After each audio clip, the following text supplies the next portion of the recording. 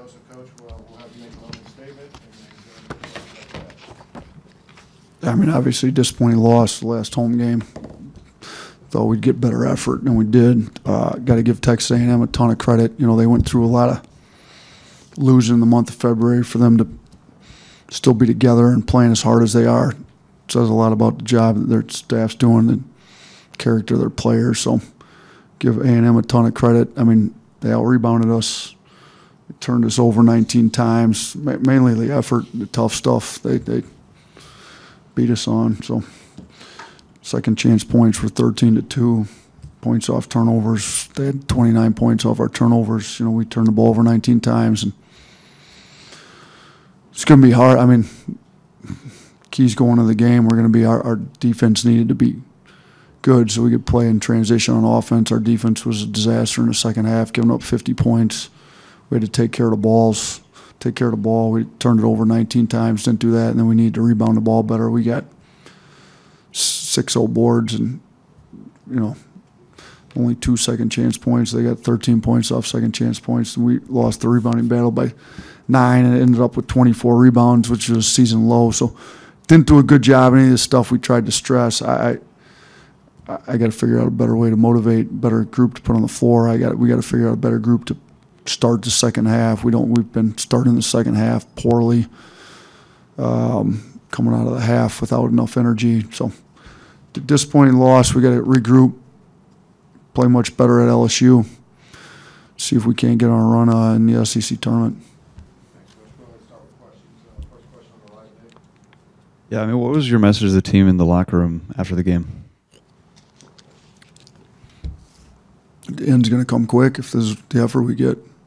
I mean, we're as good as our effort is.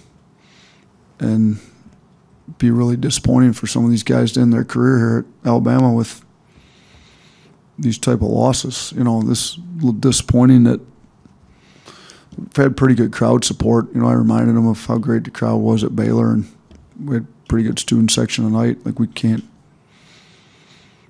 play hard for, you know, it'd be nice if they'd play hard for each other. I don't know what motivates some of them. So my message was we got to figure out what we got to do to get this team playing hard every night. And I've as the head coach, that's on me.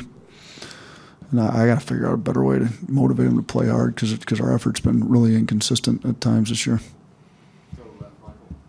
What are you looking for in a moment like that when those longer team after a game like this, like the team meetings, the message? What are you looking for feedback from them, from players? Are you know? They didn't say anything tonight. They might have said some stuff before I got in there. I didn't say anything. I mean, it's open for them to say something. Nobody wanted to say anything. I think they're embarrassed too. I'm embarrassed. They're embarrassed. I think the assistants talked to them after I left, so I don't know what assistants all said, but yeah, you know, I don't have an answer on some of that stuff.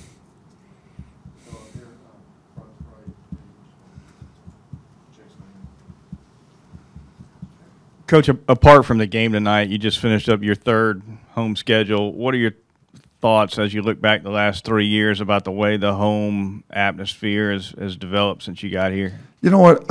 Like last year with the COVID year, it was a little different, obviously, not being able to put in. But this year, you know, we had a good year, our year two, didn't lose a home game in conference, that is.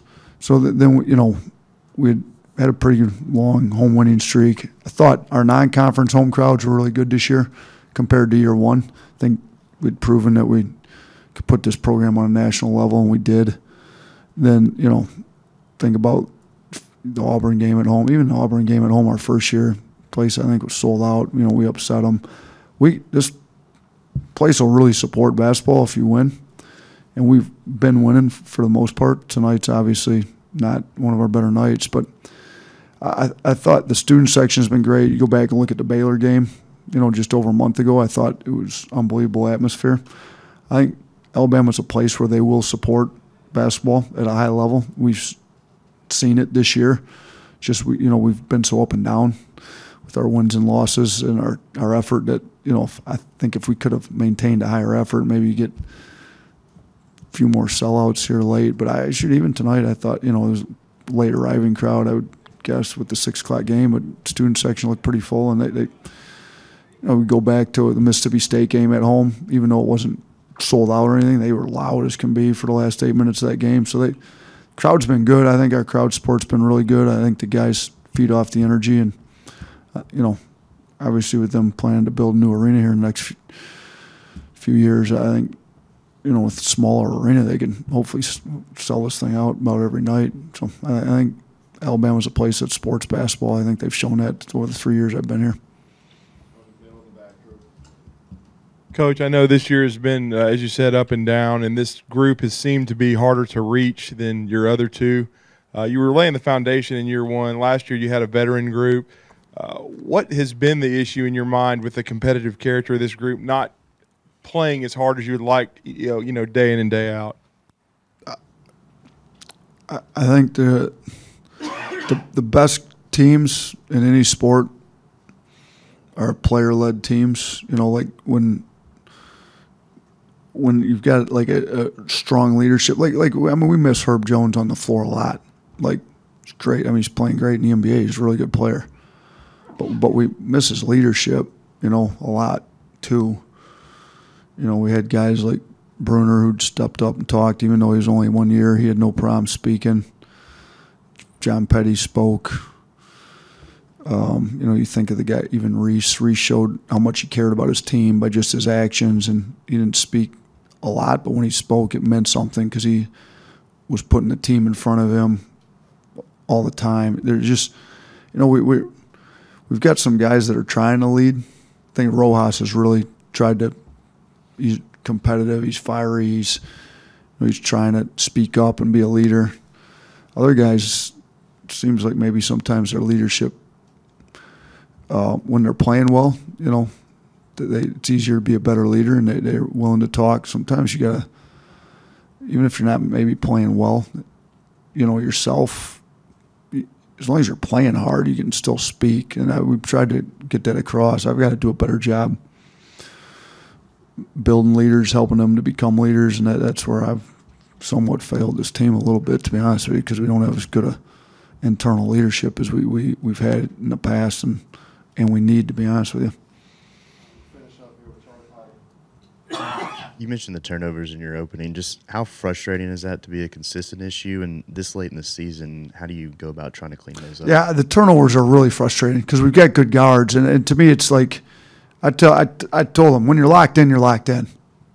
You're locked in on defense. You're locked in on offense. You step to the free throw line. You make free throws. You take care of the ball. You don't just throw the ball out of bounds. When you're not locked in, you're not locked in. We got to figure out how to get these guys locked in because we should not be turning the ball over at the rate we are with the skill level of our guards.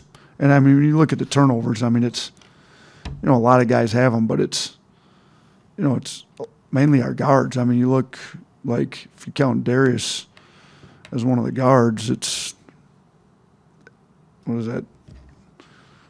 16 of the 19 turnovers came from perimeter players. If you throw Darius in that mix, he's really more of a 3.